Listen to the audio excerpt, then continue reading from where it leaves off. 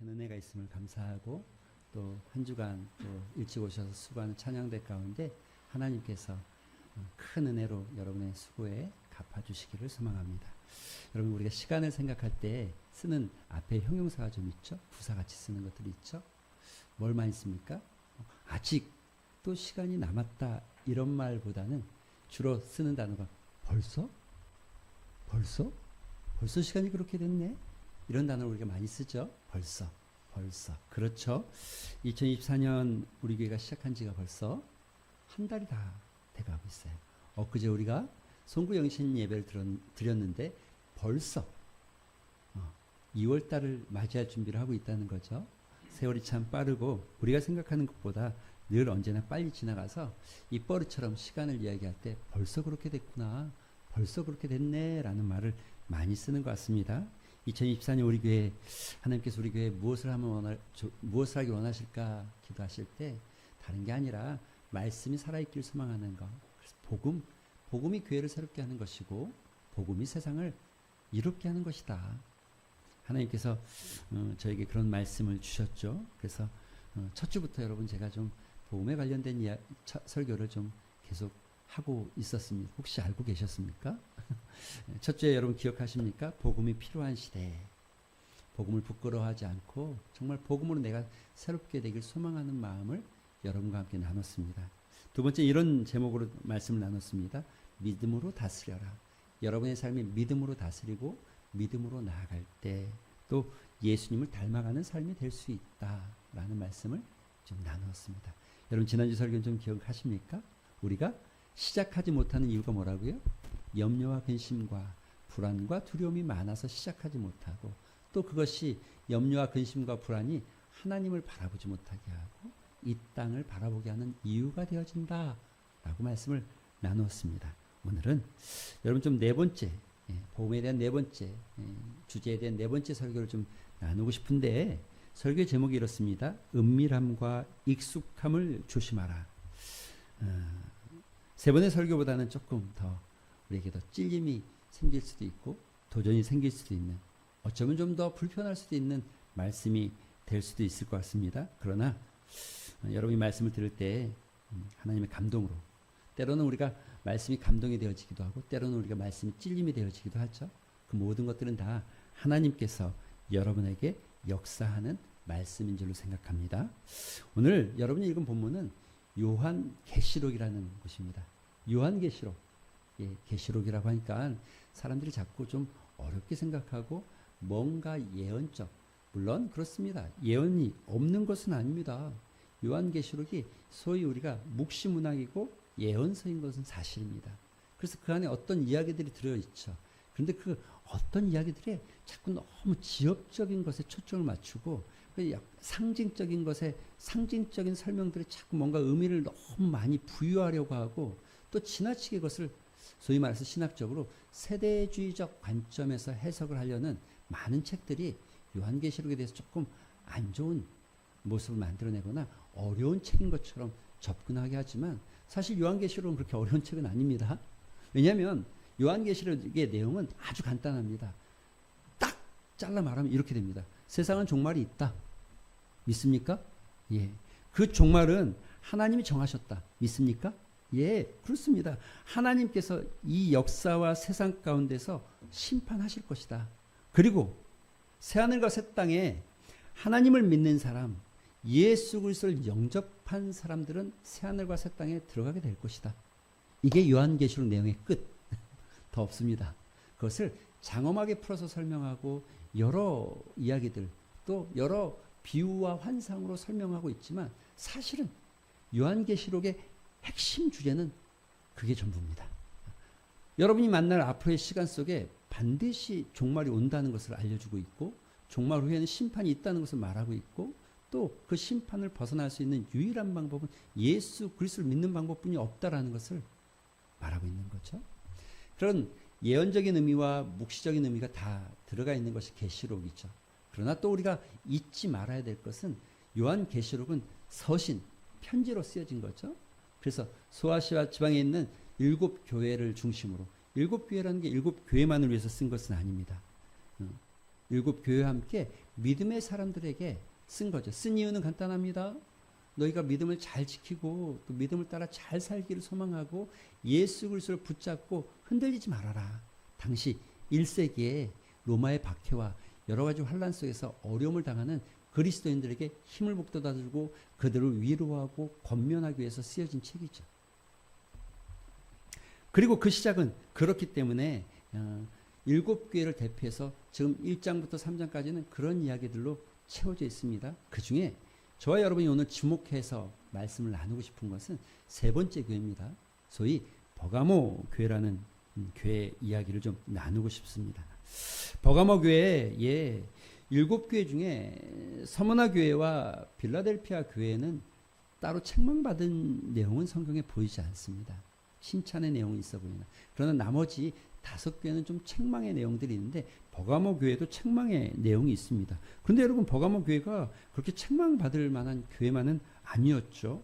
여러분 13절에 보면 버가모 교회를 이렇게 표현합니다. 사도 바울이 제가 한번 다시 읽어보겠습니다. 내가 어디에 사는지를 내가 아노니 거기는 사탄의 권자가 있는 데라. 여러분 이건 사실이었습니다. 버가모라는 지역 안에는요, 소위 말하는 그 이집트의 신이었던 세라피스라는 신전이 오래된 신전이 있었죠. 그리고 이집트와 또 로마의 지배하에서 이 신전이 조금 폐허가 되어졌어요. 버가모 교회는 바로 그 신전 위에 그 신전의 일부를 리모델링 하듯이 해서 세워진 교회였습니다. 그래서 지금 그렇게 표현하고 있는 겁니다. 사탄의 권자가 있는 데라 이렇게 표현하고 있죠. 또 뭐라고 말합니까? 내가 내 이름을 굳게 잡아서 내 충성된 증인인 안디바가 너희 가운데 곧 사탄이 있는 곳에서 죽임을 당할 때에도 나를 믿는 믿음을 저버리지 아니하였다. 여러분 정말 멋진 믿음이죠. 끝내주는 믿음이죠. 지금 순교의 이야기를 하고 있는 겁니다. 죽음이 다가왔는데 흔들리지 않았다는 거예요. 정말 저는 가끔 이런 생각해요. 제가 여러분도 그런 생각 하십니까? 저는 가끔 하거든요. 진짜 내가 손양원 목사님처럼 주기철 목사님처럼 그 시대에 살았다면 나는 어떤 목회자였을까? 솔직히 말씀드리면 제 마음의 중심을 비춰서 얘기하면 부끄러울 수밖에 없을 것 같아요. 손양원 목사님처럼 주기철 목사님처럼 그렇게 한다고? 제가 아마 잘했으면 이럴 거예요. 도망갔을 거예요. 멀리 안 보이는 데로. 이 일을 피하리라. 환난에서 도망가리라. 이런 마음으로 도망갔을 확률이 제가 생각할 때 제 마음에 한 50% 이상 차지하고 아니면 적당한 타협과 양보 하지 않았을까 이런 생각이 들어집니다. 그런데 버가모 교회의 그 교인들은 죽음 앞에서도 흔들리지 않았다는 거예요. 여러분 정말 대단한 교회죠. 죽음이 얼마나 무서운 일입니까? 우리 인생의 모든 것을 끝내는 것이 죽음인데 그 죽음 앞에서도 믿음이 흔들리지 않았다는 거죠. 그 죽음으로도 그들의 믿음을 꺾을 수가 없었어요. 그런데 이렇게 훌륭한 교회인데 이렇게 훌륭한 교회임에도 불구하고 책망받을 것이 있다는 거예요. 책망받을 것이 있다는 거예요. 여러분 책망받는다는 게 모든 게 다 잘못된 것은 아닌 것 같습니다. 그러나 개선해야 될 부분들, 변화해야 될 부분들, 성장해야 될 부분들이 있다는 것은 여전히 책망의 요소가 되어질 수 있는데 그들의 책망의 이야기는 이런 겁니다. 14절에 보니까 제가 다시 한번 읽어보겠습니다.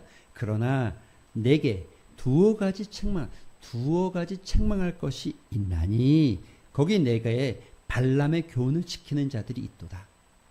발람의 교훈을 지키는 자들이 있다. 성경이 이렇게 말하고 있어요. 여러분 발람을 기억하십니까? 저도 이거 민수기 읽을 때마다 이 이름이 헷갈려가지고 여러분 그 등장하는 이름이 두 사람의 이름이 나와요. 발락과 발람이 나와요. 이게 맨날 헷갈려가지고요.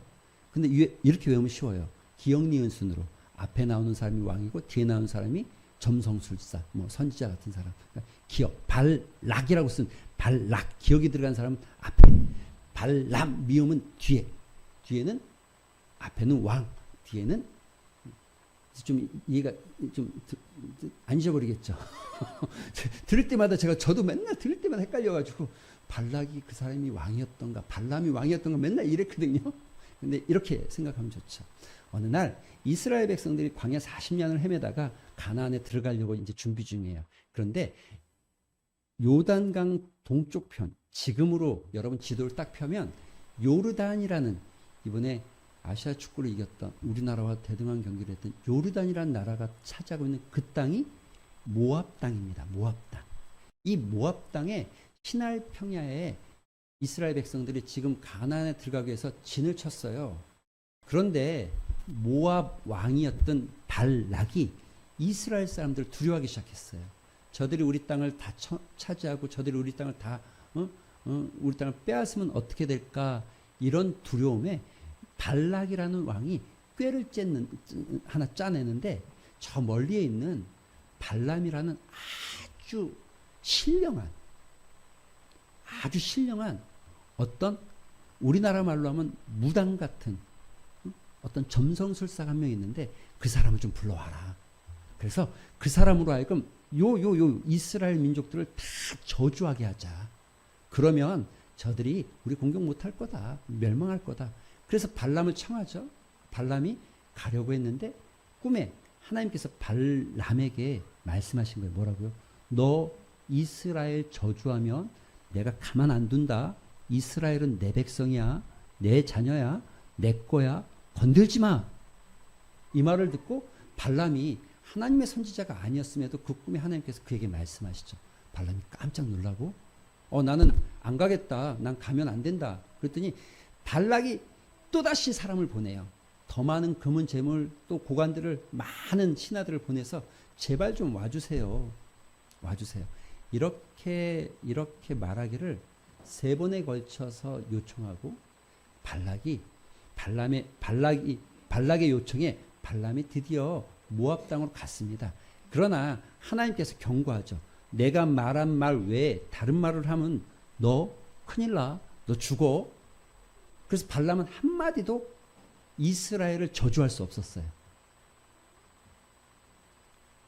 그리고 오히려 이스라엘을 모압 땅에 와서 발락에게 이스라엘은 하나님의 자녀이고 축복의 사람들이라는 것을 선포하고 가죠.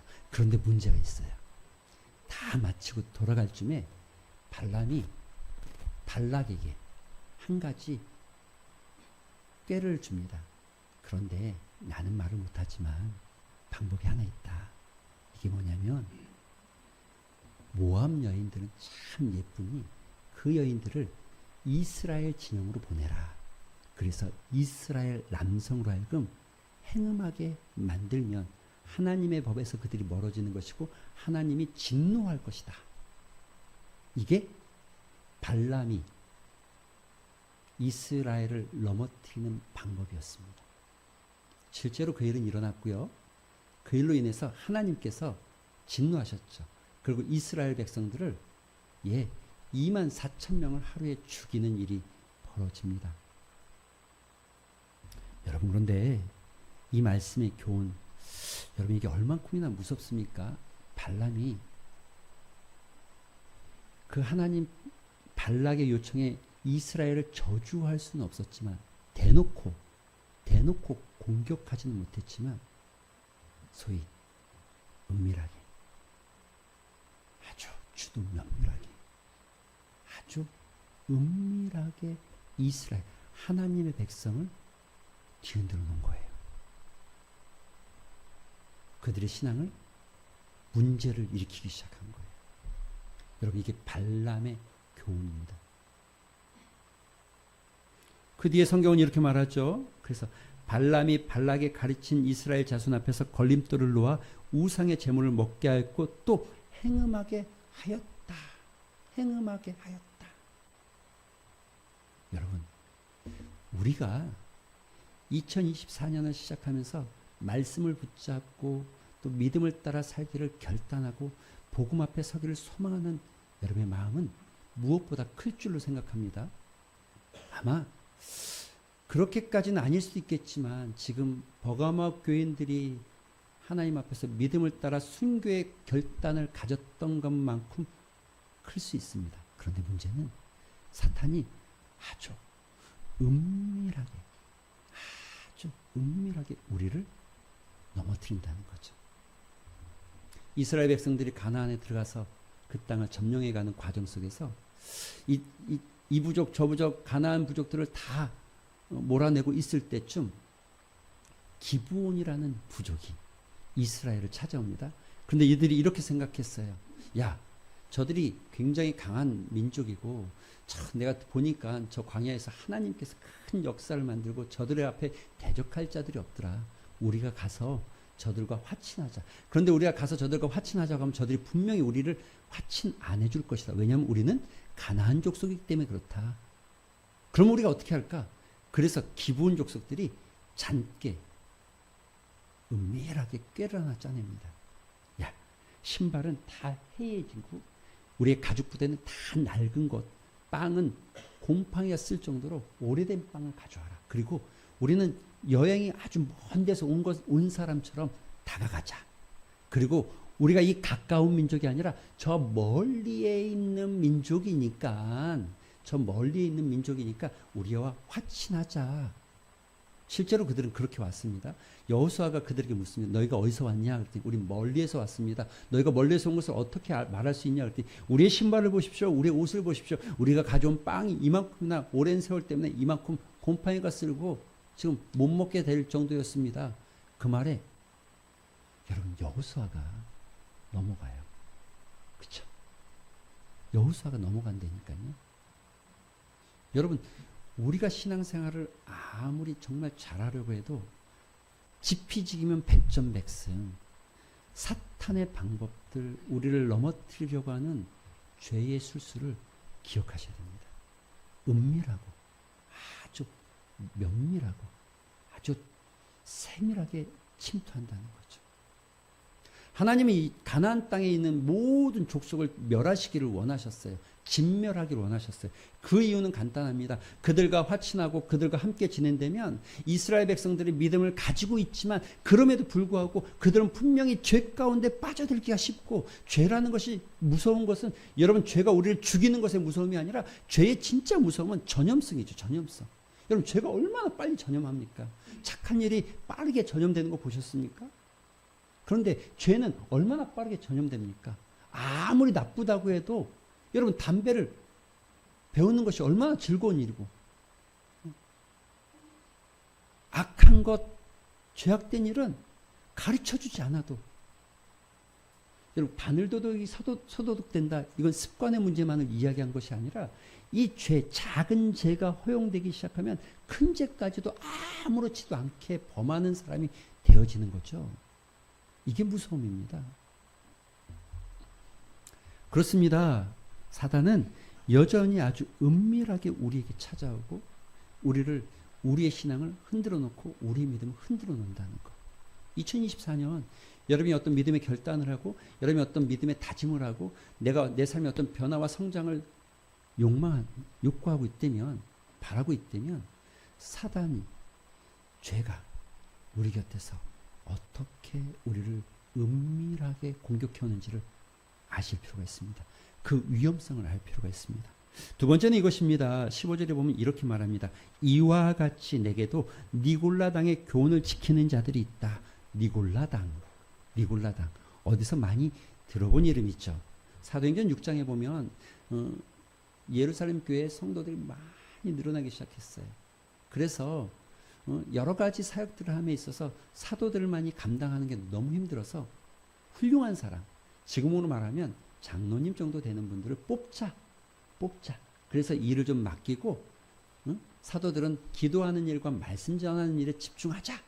이렇게 말하는 성경이 사도행전 6장의 이야기입니다. 그때 뽑혔던 사람 7집사라고 하는데 7집사 그 중에 하나가 누굽니까? 마지막에 등장하는 이름 니골라가 있습니다.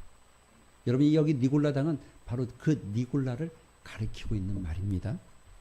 니골라는 집사였습니다. 훌륭한 사람이었습니다. 그런데 이 니골라가 처음에는 믿음을 잘 따랐으나 이 니골라당이 주장하는 이야기와 교리는 이런 것입니다. 아주 간단합니다. 야, 우리가 영이 깨끗하면 됐지.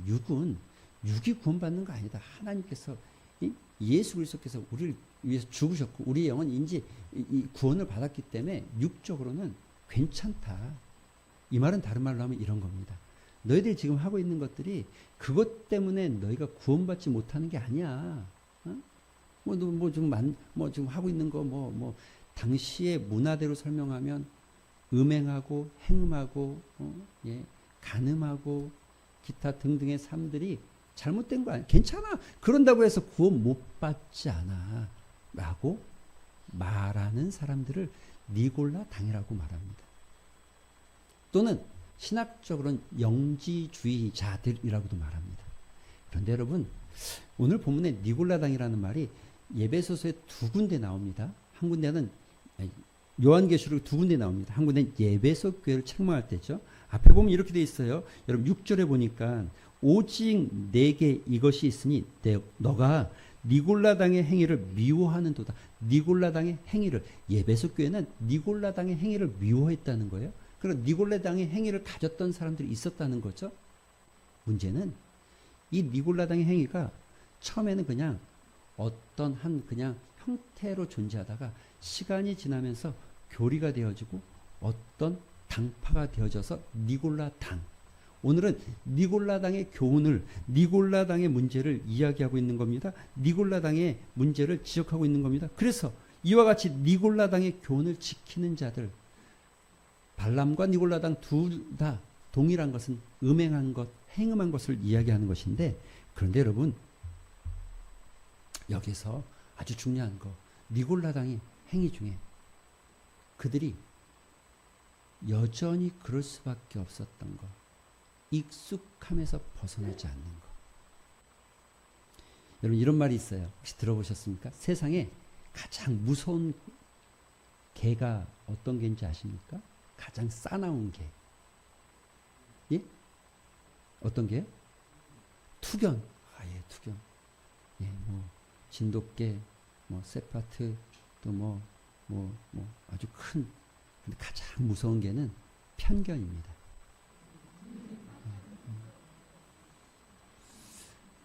여러분, 편견은 익숙한 사고예요. 익숙한 사고.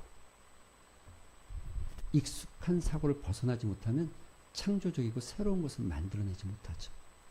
그렇죠? 우리의 삶에 여러분이 변화를 꿈꾸고 성장을 꿈꾸는데 가장 무서운 게 뭡니까? 익숙함입니다.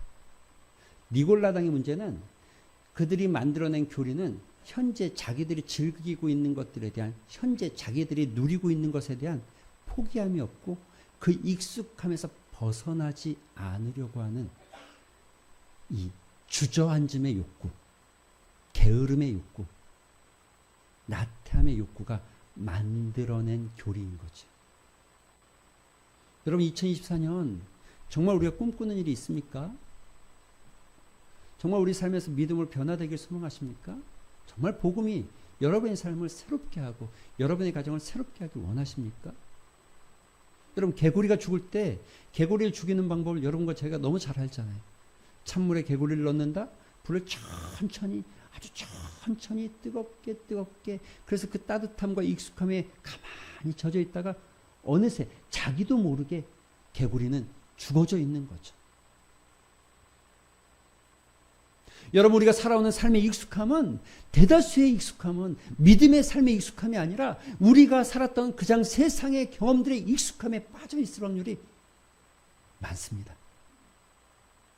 익숙함에서 벗어나려고 하지 않을 때, 익숙함에서 자기의 삶을 변화로 이끌어가지 않을 때 성장도 변화도 일어나지 않는다는 거죠. 2024년 정말 여러분이 복음 앞에 다시 새로워지고 복음이 여러분의 삶을 새롭게 만들고 여러분의 인생을 새롭게 만들고 여러분의 가정이 새롭게 되어지는 은혜를 누리기를 원하신다면 여러분 두 가지를 조심하셔야 됩니다. 사단의 은밀한 치밀함, 우리의 삶에 여전히 있는 익숙함, 변하기 싫어하고 바꾸기 싫어하고 도전하기 싫어하는 편한 것에 쫓아서 주저앉기를 원하는 익숙함, 이것을 조심하셔야 믿음의 성장이 일어날 수 있을 줄은 믿습니다. 오늘 이 말씀 붙잡고 우리 같이 한번 기도하는 시간 가졌으면 좋겠습니다. 기도하실 때에 하나님 우리에게 익숙함에서 벗어나게 하여 주시옵시고 사탄의 그 은밀함을 꿰뚫어보는 지혜가 있게 하여 주시옵소서. 특별히 하나님 우리가 정말 말씀 앞에 새로워지길 소망하고 변화되길 소망하고 새로운 삶의 자리에 나아가기를 소망하게 하여 주시옵시고 2024년은 반드시 성장하고 내 믿음이 변화하고 성장하는 한 해가 되게 하여 주시옵소서. 이런 믿음의 고백을 담아서 우리 말씀을 생각하면서 잠시 한번 기도하는 시간 같습니다. 기도하겠습니다. 아버지 하나님 감사합니다. 주께서 오늘 또 우리에게 말씀을 주시니 감사합니다. 아버지 하나님 주의 은혜가 우리 가운데 있는 것을 고백합니다. 그러나 그럼에도 불구하고 여전히 우리가 하나님 죄악된 삶의 자리에서 또 하나님 우리의 삶의 습관에서 우리가 있는 그 자리에서 벗어나기를 원하지 않고 사단은 여전히 우리를 은밀하게 공격하고 아주 치밀하게 공격해 오는데 깨닫지 못하고 간파하지 못하고 여전히 우리는 아버지 그 사단의 아버지 하나님 공격 속에 넘어지고 흔들리는 믿음의 삶을 살고 있는 것은 아닌지 주여 2024년은 반드시 변화가 있게 하시고 반드시 성장이 있게 하여 주시옵시고 반드시 새로운 삶의 자리로 나아갈 수 있도록 주님 역사하여 주셔서 하나님을 기쁘시게 하고 예수님을 닮아가는 한 해가 되게 하여 주시옵소서. 하나님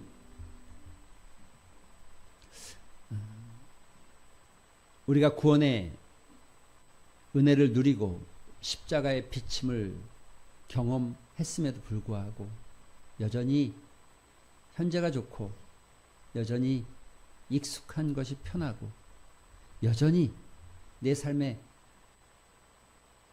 아무런 불만도 갖지 않는 아무런 영적인 불만도 없는 주님 우리의 모습을 용서하여 주시옵소서. 2024년 정말 성장하기를 원합니다.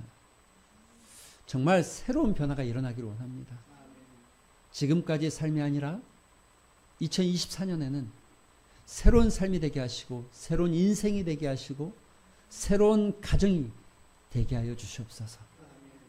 익숙함에 사로잡히지 않게 하여 주시옵시고 사단의 은밀한 공격을 간파하는 지혜가 있게 하여 주시옵시고 2024년 정말 믿음으로 승리하여서 조금이라도 예수 그리스도를 닮아가고 복음으로 새롭게 되어지는 역사가 있게 하여 주시옵소서. 예수님의 이름으로 기도합니다. 아멘.